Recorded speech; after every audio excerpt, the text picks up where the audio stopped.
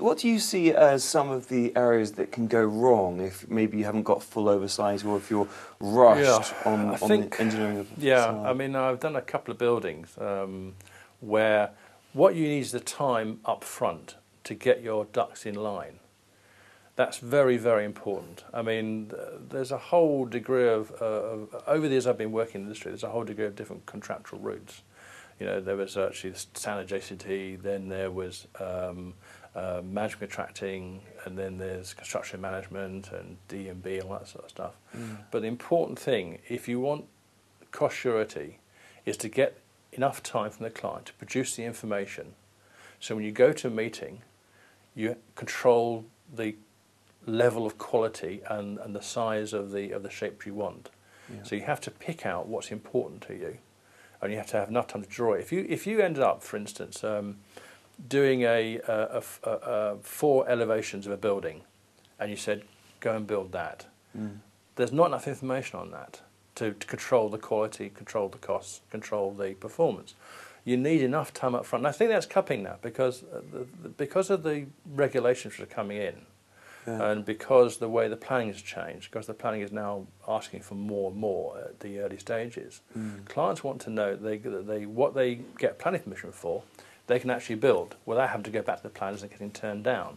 Right. So a lot more work is now coming up. That's another thing that's changed over the years I've been involved. In the old days, it was sort of like do a pencil sketch, see the planners, yeah, it's quite right, do a bit of costing, yeah, fine, do a bit of the detail design, and it gets built up that way.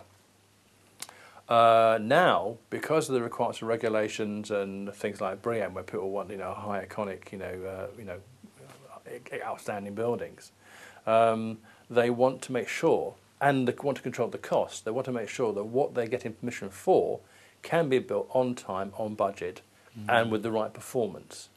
So there is a degree of where some of the work that used to be done after the initial planning is now being brought up before the planning, which is good.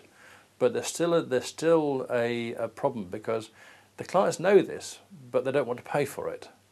So they have a very small team that possibly doesn't understand everything they're doing. They don't want to pay another consultant to do something else. So you end up with a fairly mismatch, which they'll try and sort out later on. And we try and sort out later on.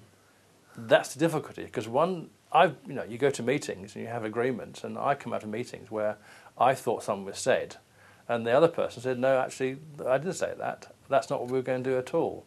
So I think you do need time up front with a organised, coherent team, because that team needs to build as well. You've got to have the team together. Building's a team efforts. Yeah.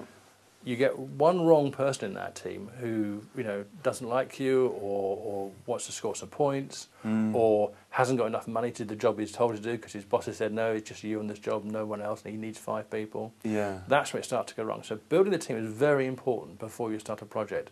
And the problem is it's very hard to build teams these days, because of the speed of which clients want to get the building built. Because the longer the period, the longer they have to pay money for it. Yeah. They want to get it out the door, get it built, get it on site, and get it rented or sold. And so there's always a battle between what the client, the developer, wants to pay for it, and the program he wants, and how long he will put into that process. Yeah. But it's fundamental to get the process right. If you get the process right, and I've been on several projects when it has been done correctly, then you have a good solid ground to move forward. So when someone comes back to you and says, I want to change this, you say no, and they say, why? I say, well, for these reasons, that's the way it is. And I can explain to you why it's that way, because I've been through what you've been through, and this is the way we want it for these very good reasons. If you have that conversation, because you've done the work, then everybody buys into it. I suppose, as you mentioned, there's quite a few stakeholders. You've got the client, probably more, as you said, on time, because it's money. You've got maybe the architect is more interested in aesthetics, and you've got the construction. So the whole design team has got sort of different pulling factors. How do you align? Absolutely. Well, as a facade engineer, I'm an architect. And I've been on the other side of the fence, as it were. I don't mean it like that, but I've been to the point where the architects have to go to the engineers and ask for things and try and persuade them. Not always successfully, because you don't know who the other stakeholders are and exactly what they're doing and who you get to work with. But I think the issue is that facade engineer, as I see it, is what you might call a generalist. Doesn't mean that he doesn't have people in the organisation who are very good at structure or acoustics or fire or strategy or security or carbon emissions or sustainability. But what it means is that the facade engineer, someone like myself, knows a little about a lot. I know what questions to ask. I don't know what the answers are, but I know a man who does. But I know where things can go wrong, and I know where things should be brought forward. Right. So I think someone described it once is that a good facade engineer has to have expertise and experience. He also has to act as a technology broker in what can be disconnected networks. So he not polyfiller, but he brings people together, and he's the sort of person that says, yeah, I know there's a problem. Because there's always clashes. There's always acoustic wants something which the architect doesn't want. The services want something which structure end doesn't want. The QS says, you've only got that for that, but you need this to make it work through the Part L. All those things need to be brought together. There's not one building that hasn't had that sort of negotiation requirement. And that's what I see the facade engineer is doing. He has to have a lot of experience, a lot of expertise, a lot of knowledge, and he needs to be able to negotiate and understand everybody else's point of view. The facade engineers can't go in and tell people to do things. It's not our role. We guide, we cajole, we put forward options, we negotiate with people who want a certain thing, because most engineers and architects have a certain path. The engineer wants his building to stand up and doesn't always care what it looks like.